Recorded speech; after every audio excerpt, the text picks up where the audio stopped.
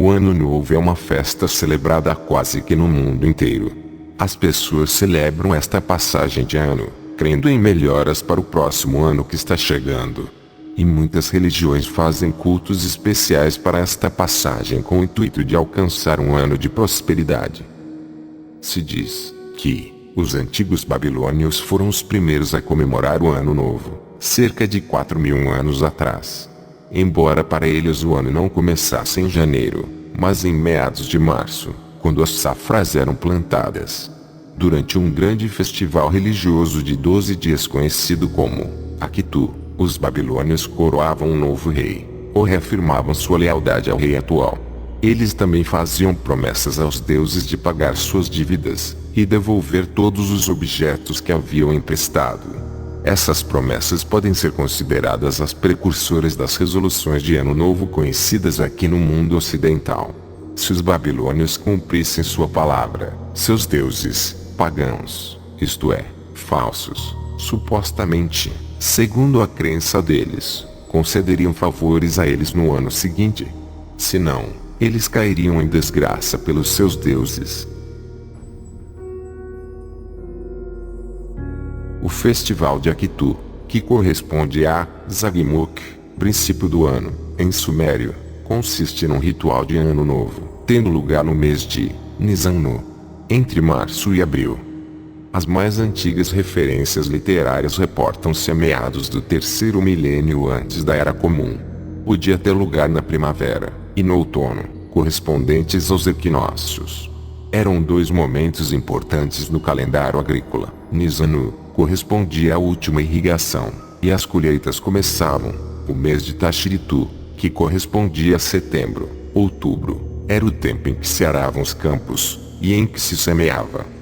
Os primeiros ecos da celebração deste festival têm a sua origem em Ur, principal centro religioso de Nana, sim, Deus ligado à passagem do tempo, e à fertilidade dos campos. Na Babilônia, o Ano Novo era celebrado no início da primavera, no mês de Nisan, março, abril, na primeira lua nova. A duração do festival variava de cidade para cidade, eventualmente articulando-se com as celebrações relativas à divindade Políade, que era, afinal, o deus protagonista do rito. Divindade Políade é o mesmo que a divindade patrona de determinada cidade, na cultura idólatra.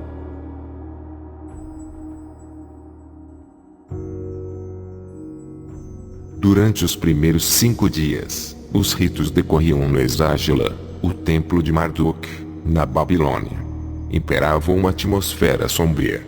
Os sacerdotes e as sacerdotisas cultivavam um ambiente de desolação, justificado pelas incertezas quanto ao futuro, algo que constitui uma idiosincrasia mesopotâmica, a inquietação quanto ao porvir. Na noite do 4º dia, o Enuma Elish era recitado. É possível que a epopeia tenha chegado a ser representada e dramatizada, uma espécie de teatro, ou drama religioso, adquirindo uma expressão mistérica. A representação do mistério envolvia uma dimensão performativa. O rito reatualizava o mito do combate entre Marduk e Tiamat, que representava a dialética primordial e recorrente entre a ordem e o caos. Este é o famoso conceito do ocultismo, o dualismo, onde existe a luta entre o bem e o mal. Conceito idólatra, pois o Criador é soberano, ele não tem inimigos, e quem possa guerrear com ele, ele domina sobre o universo. O dualismo vai contra o monoteísmo, e está impregnado na maioria das religiões do mundo. O Enuma Elish é conhecido como poema da criação. Nessa civilização, para eles era um escrito sagrado, encontrado em 7 tábuas de argila, escrito em acadiano.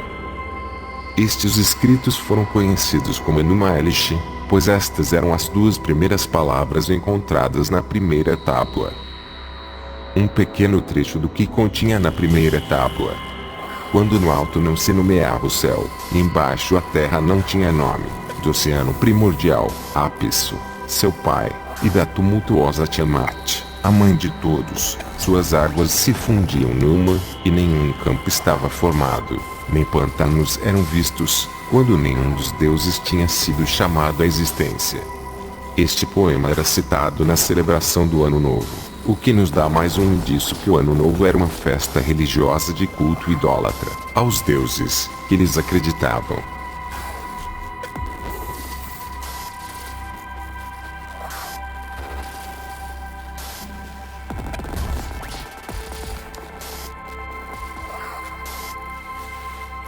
O quinto dia correspondia ao momento da expiação do rei, que se tomava protagonista do rito e do mistério.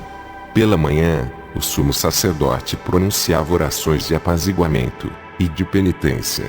O templo era purificado, e os artesãos preparavam a capela de Nabu, o filho de Marduk, esperado por aquele. Entretanto, o rei entrava no templo de Marduk. Era escoltado até a capela por sacerdotes e deixado só. Tomava o cetro do rei, a cimitarra, a coroa, o anel, e depositava-os perante a estátua do deus. Depois, aproximava-se do rei, despojado dos seus símbolos, e golpeava sua face, fazendo-o ajoelhar-se e pronunciar uma declaração de inocência. A dimensão performativa do ato é, de novo, evidente. O rei e o sumo sacerdote contracenam, representando um ato decisivo e pleno de significado. Aqui, o sumo sacerdote representa Marduk, e o rei expia as suas faltas. Com este ato, o rei penitenciava-se e confessava-se em seu nome e em nome da comunidade. Redimia-se a si e a comunidade que representava. No 9º dia do festival, tinha lugar a procissão triunfal para a Bit Akitu. A Bit Akitu era uma capela que ficava no exterior das muralhas da cidade, rodeada de jardins. Seria um espaço importante na encenação do festival. O ato traduzia, provavelmente, a participação coletiva na vitória sobre o caos e a renovação da natureza. No 10º dia, Marduk celebrava a vitória com os deuses num banquete na Bit Akitu, regressando depois à Babilônia para o rito do casamento sagrado na mesma noite. O casamento sagrado tinha lugar no templo. O rei assumiu o papel de Marduk, ou de Dumuzi, e a sacerdotisa, o de deusa, quase sempre, em Ana e Ishtar. É provável que, durante o festival de Akitu, o casamento sagrado tivesse lugar no Exágila. Este acontecia na sequência da restauração da ordem. No 11º dia, decorria uma segunda Assembleia Divina e uma segunda determinação dos destinos. Os deuses, reunidos, determinavam, através de oráculos, a prosperidade do país. No 12º dia, iniciava-se o regresso aos seus templos, encerrando-se assim o ciclo. Anualmente, o festival era encenado, assegurando a renovação da ordem e reafirmando o poder do rei, afirmando-se como um dos momentos mais importantes no calendário religioso da Mesopotâmia, e concomitantemente como um aspecto fundamental na ideologia real. Se já não bastasse a sua origem extremamente pagã, o que já daqui mesmo deveríamos parar de celebrar, ainda mais por trás desta celebração do Ano Novo. A cultura egípcia antiga estava intimamente ligada ao rio Nilo, e parece que o Ano Novo deles correspondia à cheia anual dele. O Ano Novo egípcio era previsto quando Sirius, a estrela mais brilhante no céu noturno, se tornou visível pela primeira vez após uma ausência de 70 dias, que normalmente ocorria em meados de julho, pouco antes da cheia anual do rio Nilo, o que ajudou a garantir que as fazendas permanecessem férteis para o próximo ano. Os egípcios celebravam esse novo começo com um festival conhecido como Epet, Rempet, que significa abertura do ano. O Ano Novo era visto como um momento de renascimento e rejuvenescimento, e era homenageado com festas e ritos religiosos especiais.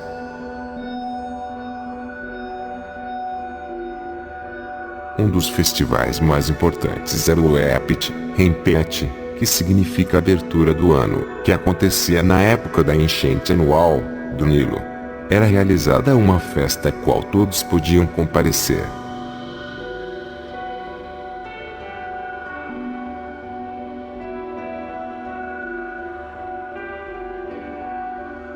O primeiro calendário do Egito Antigo era baseado nas estrelas, das quais a mais importante era Sirius, a estrela canina. Eles observaram que Sirius desaparecia abaixo do horizonte na mesma época todos os anos, e reaparecia pouco antes do nascer do sol, 2 dias depois. Isso sempre ocorria quando o nível do Nilo começava a subir para a enchente anual, a inundação. Como este era um evento tão importante, eles fizeram deste, o início do novo ano, em seu calendário, e o chamaram de Uepit, repente, para o dia de ano novo.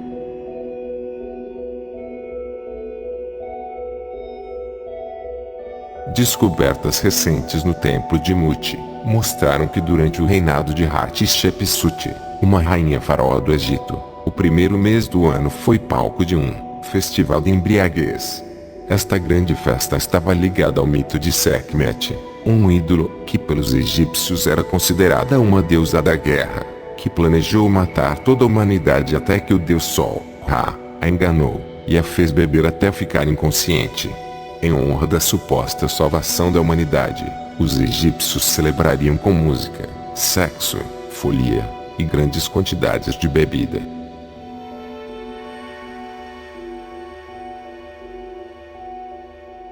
Durante o reinado de Hatshepsut, o Festival da Bebedeira, uma orgia religiosa sancionada, foi realizada no templo de Muti, durante o primeiro mês do ano novo após a cheia.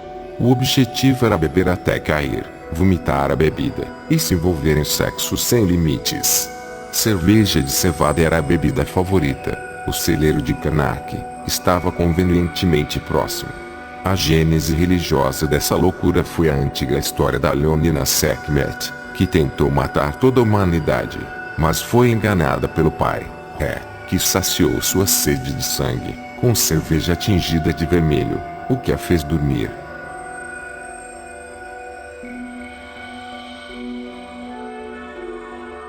Entendem agora por que o Criador proibiu seu povo de seguir os costumes abomináveis do Egito.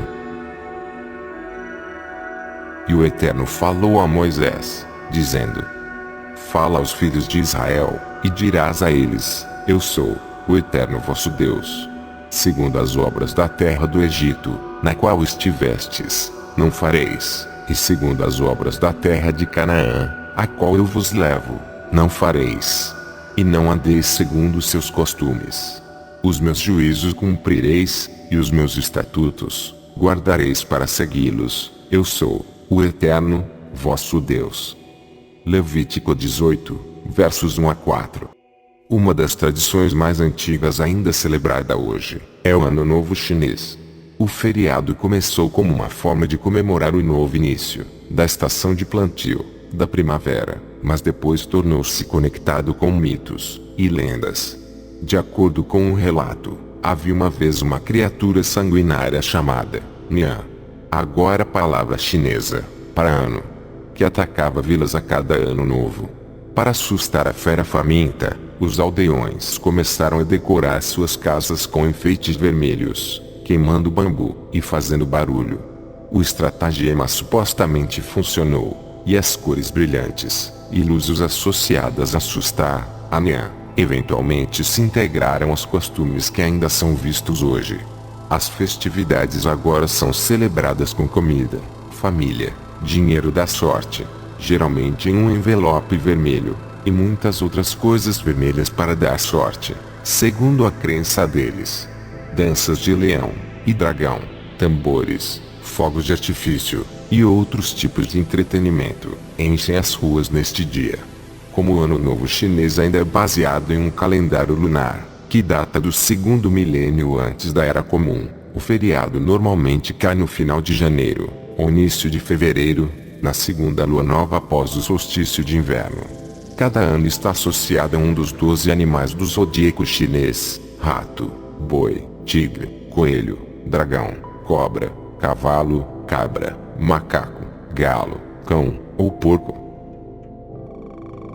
Há uma velha história na China, sobre um terrível monstro, chamado Nian. Ele gostava de comer pessoas. Para assustar Nian, as pessoas começaram a tocar tambores, e gongos, e queimar varas de bambu.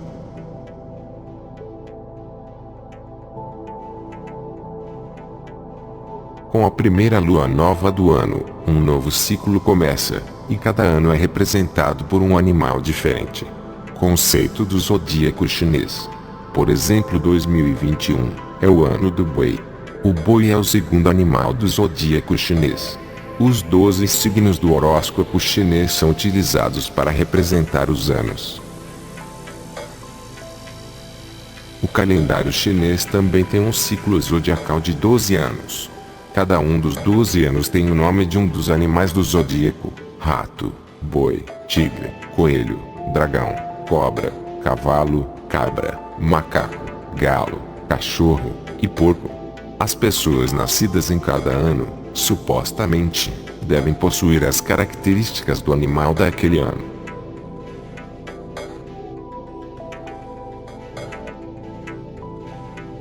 Novamente, costumes idólatras, supersticiosos, e também pautados em astrologia. O Criador é contra tal prática. A astrologia, independente se é a chinesa, ocidental, ou qualquer outra, é uma prática idólatra. É a interpretação de uma suposta influência que as estrelas exercem sobre o destino humano. Esta é uma falsa crença. Os astrólogos reais do tribunal babilônico foram envergonhados por Daniel, um profeta de Deus, e foram incapazes de interpretar o sonho do rei.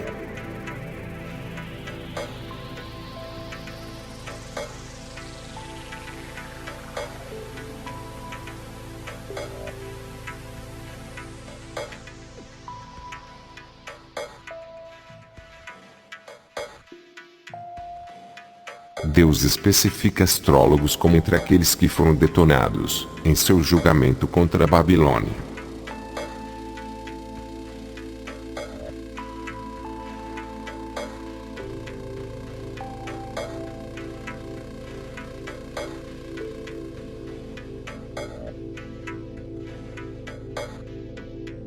A astrologia é expressamente proibida nas escrituras. A astrologia é uma prática de adivinhação.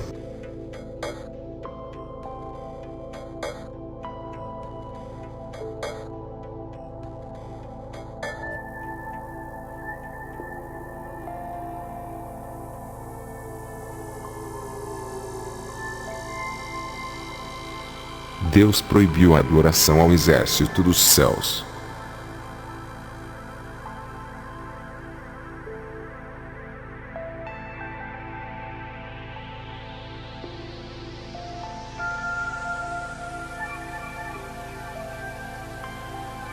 Várias vezes em sua história, no entanto, Israel caiu nesse mesmo pecado, e foi punido.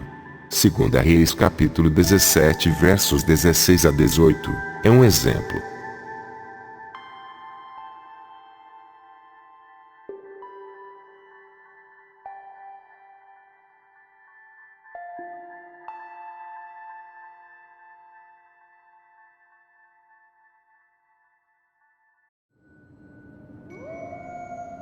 Calma, tem mais paganismo, referente ao Ano Novo, entre aspas.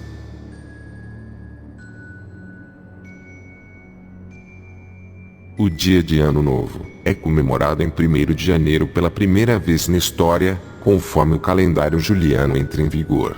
Logo depois de se tornar ditador romano, Júlio César decidiu que o calendário romano tradicional precisava urgentemente de reforma. Introduzido por volta do século VII antes da Era Comum, o calendário romano tentava seguir o ciclo lunar, mas frequentemente ficava fora de fase com as estações, e precisava ser corrigido. Além disso, os pontífices, o corpo romano encarregado de supervisionar o calendário, frequentemente abusavam de sua autoridade ao acrescentar dias para estender os mandatos políticos, ou interferir nas eleições.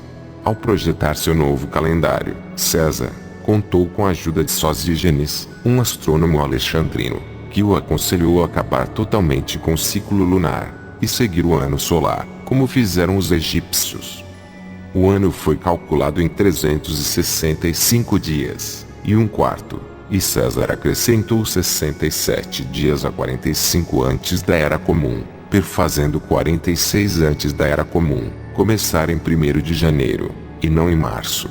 Ele também decretou que a cada 4 anos um dia fosse acrescentado ao mês de fevereiro, teoricamente evitando que seu calendário caísse do ritmo.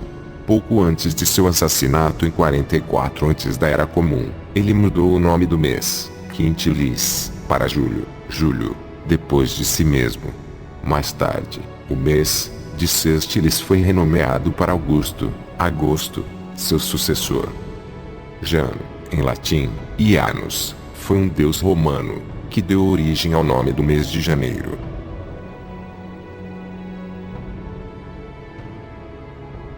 Janus, na religião romana, o espírito animista das portas, Janue, e arcadas, Iuni.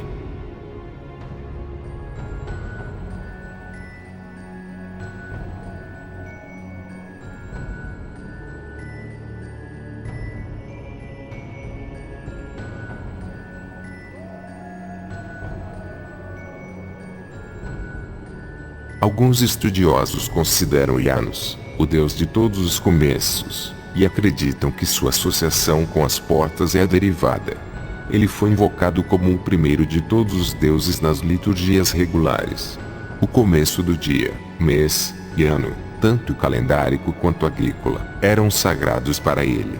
O mês de janeiro leva o nome dele. Em sua festa acontecia no dia 9 de janeiro, o Agonium. Havia vários templos importantes erigidos para Janus, e presume-se que também havia um culto antigo no Ianiculum, que os antigos consideravam como a cidade de Janus.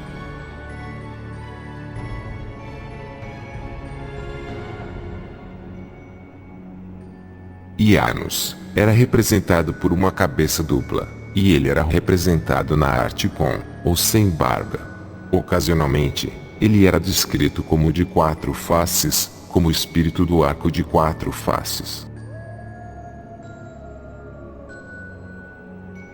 Mas, ainda assim, para que você não erre por ignorância da antiga ordem, saiba que o mês de Jano foi o primeiro na antiguidade, assim como é agora. O mês que se segue a janeiro foi o último do ano velho. Tua adoração também, ó Terminus, constituiu o encerramento de todos os ritos sagrados. Pois o mês de Jano veio primeiro porque a porta, Janua, vem primeiro. Esse mês foi o mais ínfimo que as sombras inferiores haviam consagrado.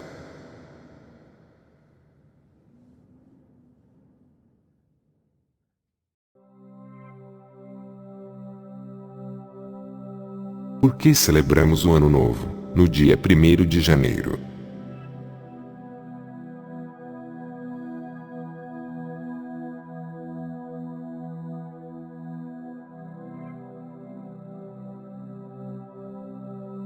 Mas você já se perguntou por que 1º de janeiro é o dia que marca o começo do ano? Tudo se deve aos festivais pagãos romanos, e ao calendário que o imperador Júlio César introduziu há 2001 anos. Mas também é preciso dar crédito a um papa chamado Gregório XIII.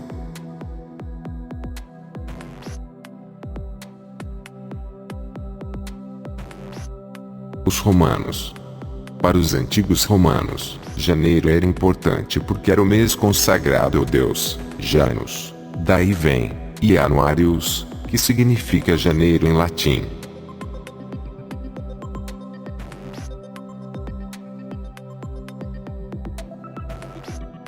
Júlio César impôs um novo calendário, designado janeiro, em homenagem ao deus Janus, como o primeiro mês do ano.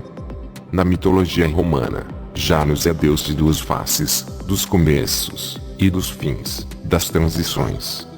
É associado a olhar para a frente e para trás, explica Diane Spencer, professora da Universidade de Birmingham, na Inglaterra.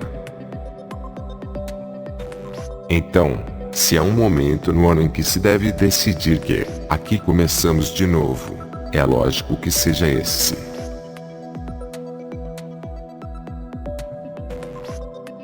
Também coincide com o tempo na Europa quando os dias começam a se alongar após o solstício de inverno. Para Roma, isso tinha uma ressonância poderosa, porque acontece depois daqueles terríveis dias curtos, quando o mundo está escuro, frio, e nada cresce, diz a professora. É uma espécie de período de pausa e reflexão.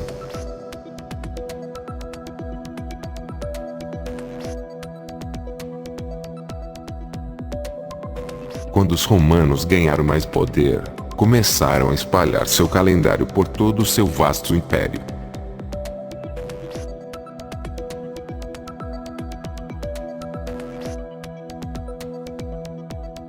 Mas na Idade Média, após a queda de Roma, o cristianismo se estabeleceu com força, e o 1º de janeiro foi considerado uma data muito pagã. Muitos países onde o cristianismo predominou queriam que o Ano Novo acontecesse no dia 25 de março, que marca a aparição do arcanjo Gabriel, à Virgem Maria. Embora o Natal seja quando Cristo nasceu, a Anunciação é quando se revela a Maria que ela vai dar à luz uma nova encarnação de Deus, disse Spencer à BBC. Só dando uma pausada aqui, que isso citado anteriormente também é pagão. O Natal não é o nascimento do ídolo cristão, Jesus Cristo. Temos um vídeo no canal bem documentado acerca disso.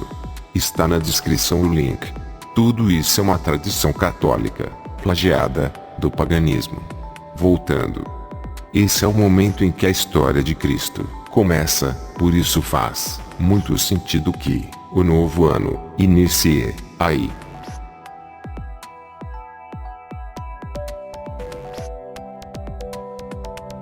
Graças a Gregório XIII, o começo do ano voltou a ser em 1º de janeiro. O Papa.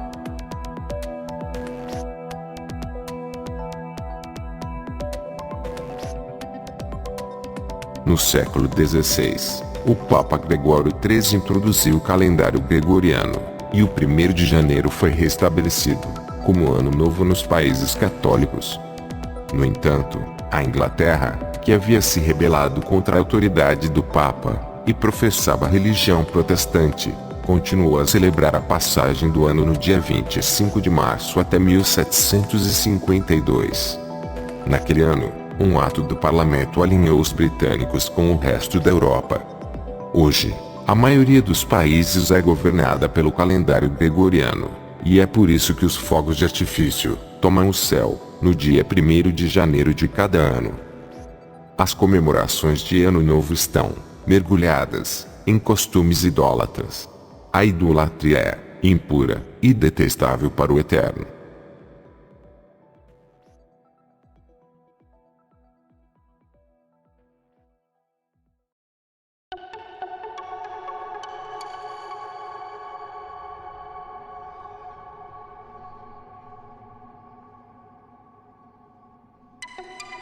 Como se já não bastasse as origens pagãs da festa vistas neste vídeo, ainda há vários outros símbolos e deuses pagãos que foram sendo atribuídos a esta festa ao longo do tempo.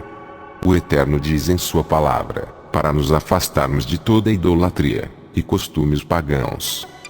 E guardareis todos os meus estatutos e todos os meus juízos, e os fareis, para que a terra, na qual vos hei de levar para morardes nela, não vos vomite, e não andareis nos costumes da nação que eu hei de expulsar de diante de vós, porque tudo isto fizeram, e eu me enfastiei deles. Vaikra, Levítico capítulo 20, versos 22 e 23. O profeta Isaías mostra a realidade do que houve, e ainda acontece com o povo de Israel, ao assimilar costumes idólatras e pagãos. E obviamente, a reprovação do Criador acerca de tais práticas. Vem, ó casa de Jacó, e caminhemos sob a luz do Eterno. Abandonaste teu povo, a casa de Jacó, que se contaminou com feitiços do Oriente, envolveu-se com magos como os dos filisteus, e se rejubila, por unir-se a filhos de estranhos. Em suas terras tornaram-se abundantes o ouro, e a prata, como tesouros sem fim. Seu país passou a ter muitos cavalos, e inumeráveis são suas carruagens. Ficou também repleto de falsos deuses, e cada um se inclina reverenciando a obra construída por seus próprios dedos. E Isaías, capítulo 2, versos 5 ao 8. Verdade, ainda acontece com Israel, o abandono das leis da Torá. E é justamente neste tópico que estamos abordando, que é uma das apostasias dos israelitas. Existe o Rosh Hashanah, que literalmente significa cabeça do ano, e, portanto, também Ano Novo. Na verdade, nos tempos bíblicos, os israelitas não apenas não observavam a data da maneira que é feita hoje, mas não tinham uma ideia clara sobre qualquer celebração de Ano Novo. Além de reconhecer que o mês da Páscoa era o primeiro mês do ano, conforme registrado em Êxodo 12. O resto dos meses foram simplesmente nomeados como segundo, terceiro, quarto, quinto, sétimo e assim por diante. E a única observância bíblica de qualquer tipo de novo era o ciclo de lua nova, anunciando o início de um novo mês para a população do antigo Israel.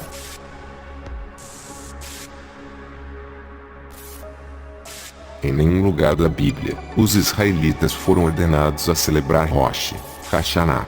E embora tradições humanas colocassem este feriado no primeiro dia do mês de Tishrei, que seria o sétimo mês bíblico, essa data foi na verdade atribuída por Deus muito antes, por meio de Moisés, para uma celebração bíblica diferente, nada a ver com Rosh Hashanah, o Yom Teruah, dia da aclamação. O fato histórico é que as tradições de Rosh Hashanah se originaram durante o exílio dos israelitas na Babilônia, quando Israel estava distante da sua terra e de Deus. E nos séculos seguintes, este feriado moderno inventado pelo homem praticamente substituiu o mandamento bíblico a respeito da observância do Yom Teruah no judaísmo rabínico. Hoje em dia, a maioria das pessoas conhecem essa data como Rosh Hashanah, o suposto ano novo judaico, e colocam o Yom Teruah no meio dessa misturada. A primeira etapa na transformação foi a adoção dos nomes dos meses babilônicos. Até antes do exílio na Babilônia nas escrituras, os meses são numerados como primeiro mês, segundo mês, terceiro mês, etc. Como vimos anteriormente, durante sua permanência na Babilônia, os israelitas começaram a usar os nomes dos meses babilônicos pagãos, fato prontamente admitido no Talmud. Você está começando a me questionar sobre os nomes dos meses? Rav Hanina disse que os nomes dos meses foram trazidos com os que voltaram de Babel. Talmud de Jerusalém, Tratado Rosh Hashanah, Cesar. A natureza pagã dos nomes dos meses babilônicos é sintetizada pelo quarto mês, conhecido como Tammuz. Na religião babilônica, Tammuz era o deus dos grãos cuja morte anual e ressurreição supostamente trazia fertilidade ao mundo. No livro de Ezequiel, o profeta descreveu uma visão em Jerusalém na qual viu as mulheres judias sentadas no templo chorando por Tammuz. Alguns dos nomes dos meses babilônicos encontraram seu caminho em alguns livros do Tanar, mas sempre aparecem ao lado dos nomes dos meses da Torá. Por exemplo, Esther, capítulo 3, verso 7 diz: no primeiro mês, que é o mês de Nissan, no 12º ano do rei Ahasverosh, se lançou isto é, um sorteio, perante Ramã, dia a dia, mês a mês, até o 12º, que é o mês de Adar. Este verso começa dando o nome da Torá para o mês, primeiro mês e, em seguida, traduz este mês em seu equivalente pagão, que é o mês de Nissan. O mesmo acontece com o 12º mês, que no exílio colocaram como o mês de Adar.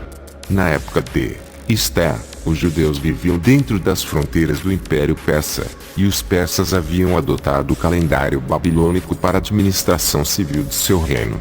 Primeiramente, os judeus usaram estes nomes dos meses babilônicos ao lado dos nomes dos meses da Torá, mas com o tempo os nomes dos meses da Torá caíram em desuso.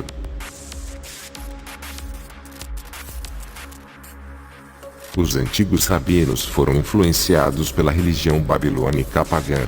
Apesar de muitos judeus terem voltado para a Judéia quando o exílio terminou oficialmente em 516 a.C., os antepassados dos rabinos ficaram para trás na Babilônia, onde o judaísmo rabínico gradualmente tomou forma.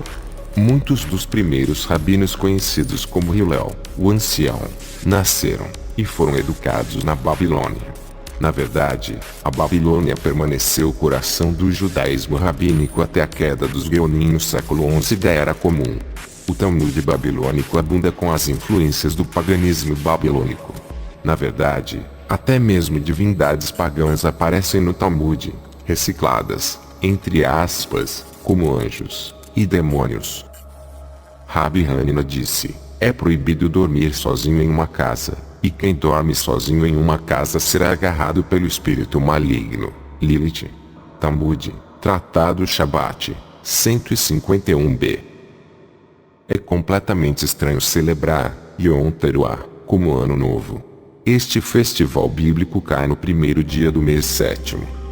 Acerca do Yom Teruah, a Torá diz no livro de Levítico 23, versos 23 ao 25.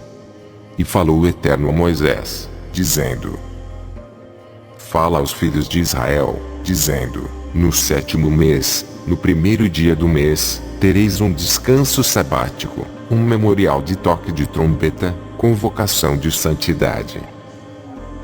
Nenhuma obra servil fareis, e oferecereis oferta queimada ao Eterno. Em contraste com o paganismo babilônico, a Torá não diz nem sugere que Yom Teruah tem algo a ver com o Ano Novo. Pelo contrário, a festa de Sukkot, Tabernáculos, que ocorre exatamente 2 semanas após o Yom Teruah, é referida em um verso como a sair o ano, Êxodo 23, verso 16. Isso seria como chamar 15 de janeiro no calendário ocidental moderno de o sair do ano, isto é, o fim do ano. A Torá não descreveria Sukkot desta maneira se destinasse ao Yom Teruah a ser celebrado como um ano novo. Soar a trombeta, guardar o descanso sabático, isto é, não fazer nenhum trabalho servil, e trazer uma oferta queimada, são as únicas instruções dadas aos israelitas para esta celebração, e o soar da trombeta é, para uma lembrança. É, mais um dia para lembrar dos atos do Eterno, mais um intervalo no tempo, como são os feriados estabelecidos pelo Eterno na Torá. Embora Rosh Hashanah não apareça em nenhum lugar da Bíblia, precisamos lembrar que as práticas religiosas judaicas mudaram muito durante o exílio na Babilônia. Quando Esdras e Neemias conduziram os exilados de volta à Judéia para restaurar a vida nacional e espiritual na Terra Prometida, as coisas mudaram muito. Os meses de Israel não foram nomeados primeiro, segundo, terceiro e assim por diante, como vimos. Cada mês agora ostenta um nome babilônico, e o sétimo mês passou a ser chamado de Tishrei, um derivado da palavra acadiana Tishritu, que significa início. Não só isso, mas os babilônios levavam as celebrações de Ano Novo muito a sério, com eventos e festividades notáveis, ocorrendo por 12 dias consecutivos. Akitu, a festividade pagã pela qual vimos no começo do vídeo. Parece que os exilados judeus trouxeram de volta não apenas esposas pagãs, conforme registrado no capítulo 10 de Esdras, mas também práticas pagãs.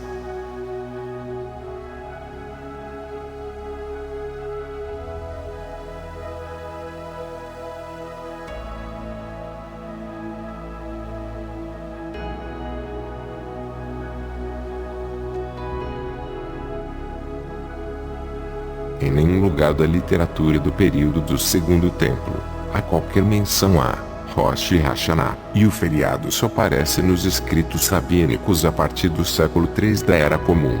Esses escritos tratam da observância do feriado, e de muitos detalhes extra-bíblicos.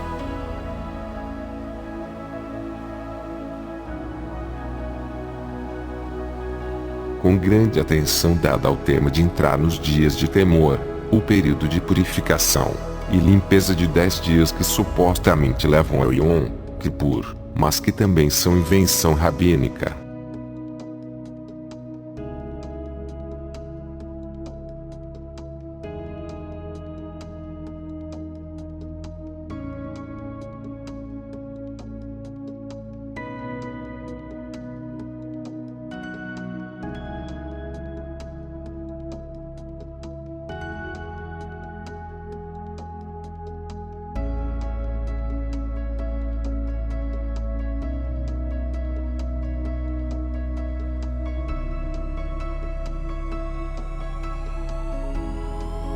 Apenas o Yom Kippur é um tema que é realmente bíblico dentro desses 10 dias. E falou o Eterno a Moisés, dizendo: mas no 10º desse 7º mês é o dia das expiações. Convocação de santidade será para vós, e afligireis as vossas almas, e oferecereis oferta queimada ao Eterno. E nenhuma obra fareis neste mesmo dia, porque é dia de expiações, para expiar por vós diante do Eterno, vosso Deus. Tradições foram adicionadas ao longo dos séculos à medida que diferentes escolas rabínicas precisavam colocar sua própria marca no novo feriado. Hoje encontramos Rosh Hashanah, com pratos onde é servido a cabeça de um peixe, mel, ahalá, um pão feito por judeus, e frutas, na esperança de um ano doce, romãs, com base na noção errônea de que romãs tem 613 sementes, como o número dos mandamentos da Torá, que também é uma noção errônea, baseado na interpretação de Maimônides, e Tachilir, a prática de esvaziar os bolsos no mar, rio ou poço, simbolizando livrar-se dos pecados, e pasmem, o mesmo costume que acontece aqui, de usar roupas brancas, eles também usam. Superstições em cima de superstições, pura idolatria. Não são rituais que irão trazer um ano bom para as pessoas, e sim, a obediência aos mandamentos do Criador. E Yeshua repreendeu os líderes religiosos de sua época, confrontando suas práticas de anular a palavra de Deus, por meio da tradição deles.